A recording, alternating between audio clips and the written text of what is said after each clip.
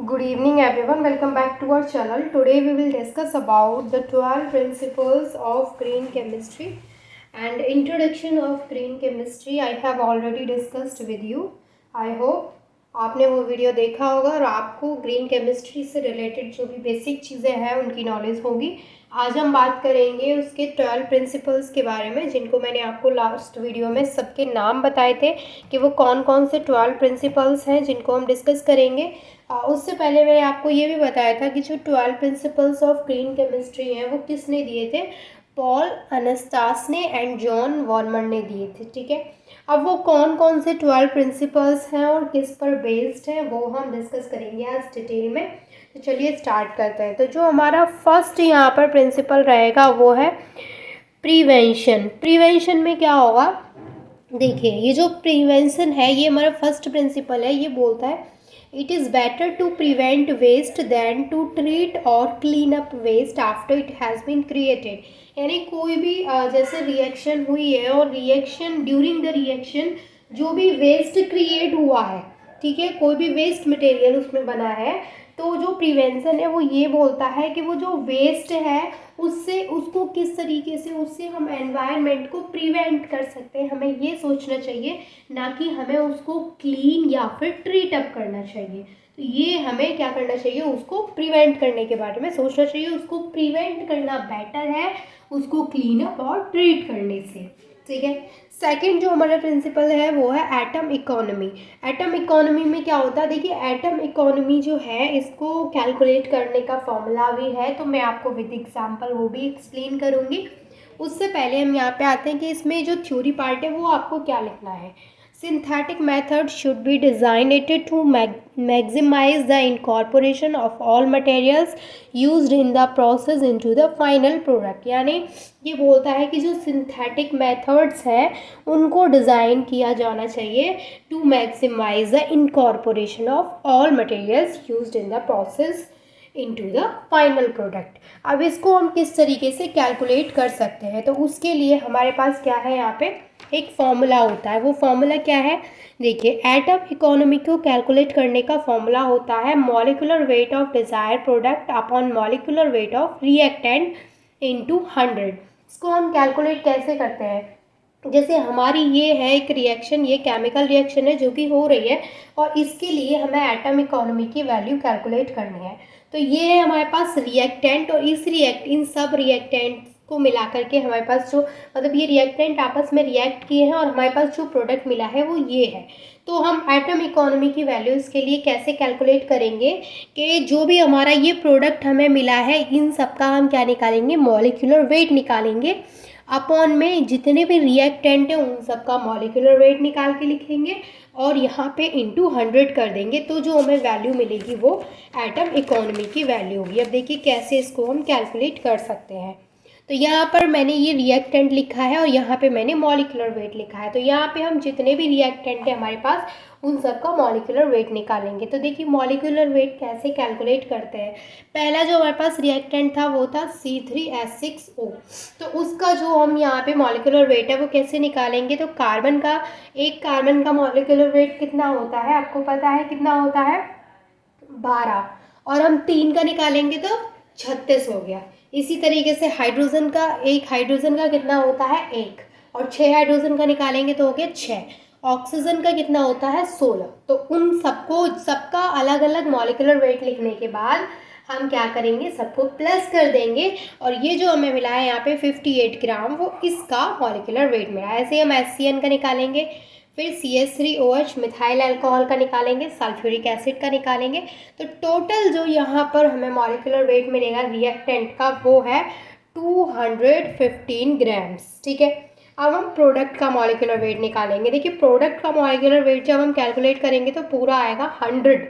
तो हम क्या करेंगे, परसेंटेज निकालेंगे एटम इकोनॉमी का। तो हम क्या करेंगे, प्रोडक्ट अपॉन रिएक्टेंट इंटू 100 करते हैं। तो प्रोडक्ट का आया 100 अपॉन रिएक्टेंट का कितना है 215 इंटू 100 करेंगे। जब हम इसको सॉल्व करेंगे तो हमें जो वैल्यू मिलेगी वो मिलेगी 46.5। तो ये क्या है, ये है एटम इकोनॉमी का परसेंटेज जो कि 46.5 है। तो ये था हमारा second principle of green chemistry.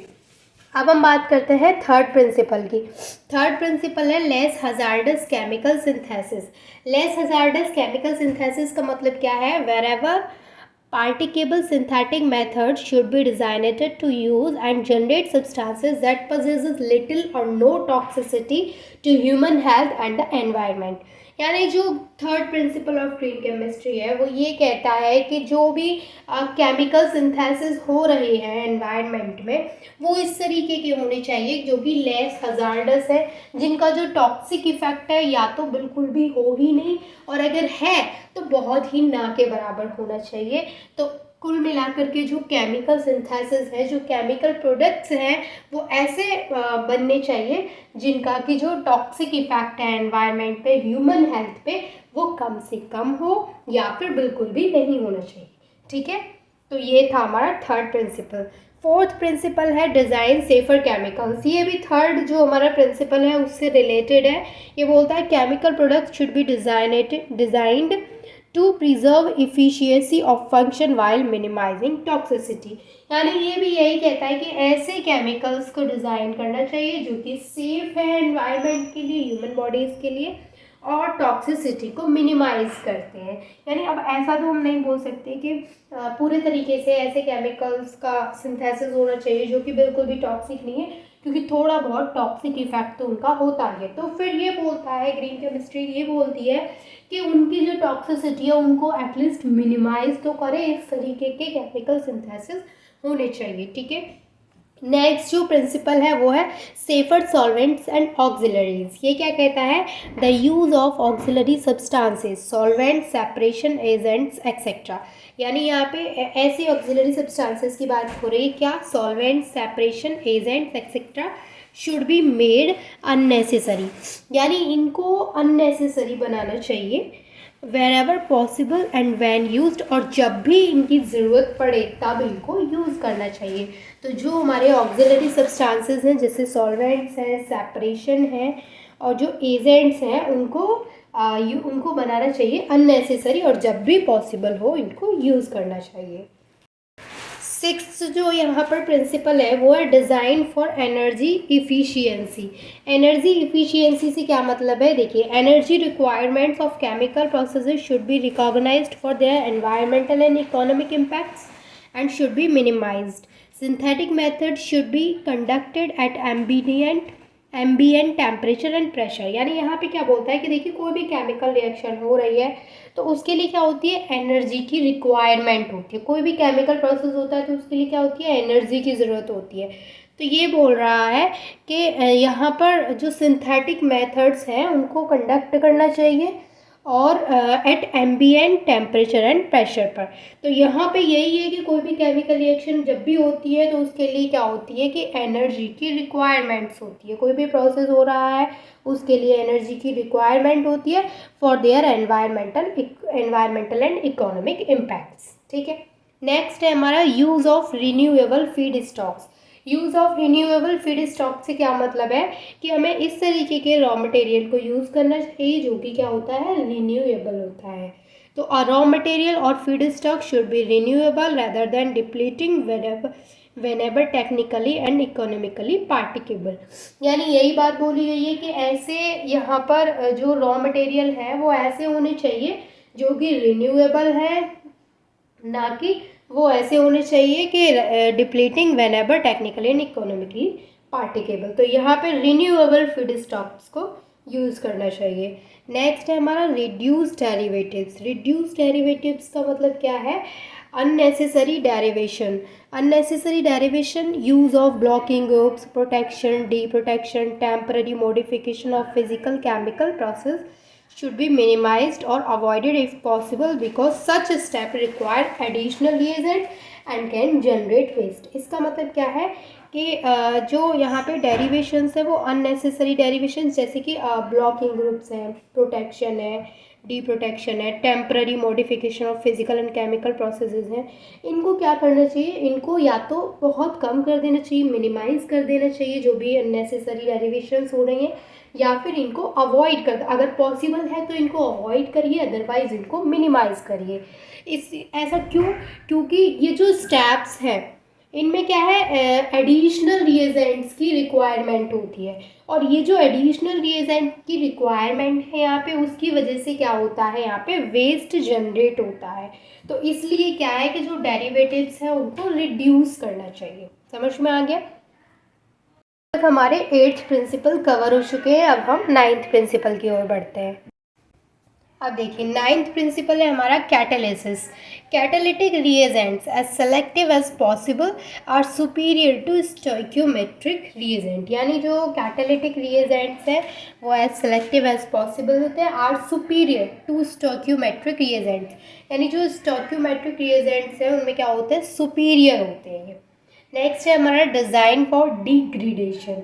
Design of degradation में क्या है, chemical products should be designed so that at the end of their function, यानी ऐसे केमिकल प्रोडक्ट को डिज़ाइन करना चाहिए at the end of their function they break down into innocuous degradation products and do not persist in the environment.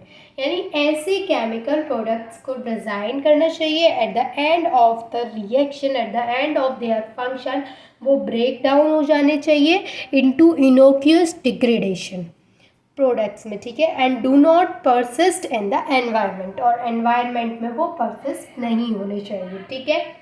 अब यहाँ पर जो हमारा 11th प्रिंसिपल है ग्रीन केमिस्ट्री का, that is real time analysis for pollution prevention. इसमें क्या है, analytical methodologies need to be further developed to allow for real time. यानी जो एनालिटिकल मेथडोलॉजीज है उनकी नीड है to be further developed to allow for real time in process monitoring and control prior to the formation of hazardous substances. यानी जो hazardous substances हैं उनके formation को क्या करते हैं, वो कंट्रोल करते हैं, मॉनिटरिंग करते हैं, ठीक है।